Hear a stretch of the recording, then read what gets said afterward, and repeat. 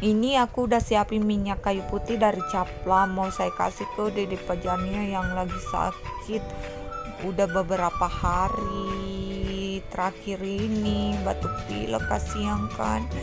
Ini aku buka, terus taruh ke dadanya, ulas-ulas ke dadanya sampai dia merasa lega gitu.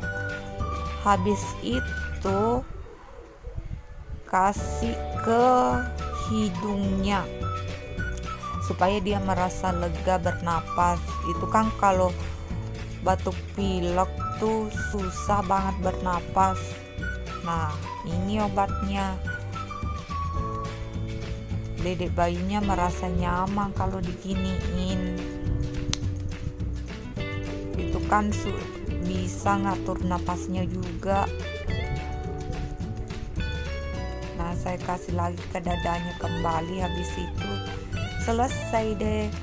Nah, saya rekomendasikan banget buat para ibu-ibu yang punya bayi batuk pilek, ini solusinya minyak kayu putih Caplang. Banyak kok dijual di toko-toko terdekat, tinggal cari aja.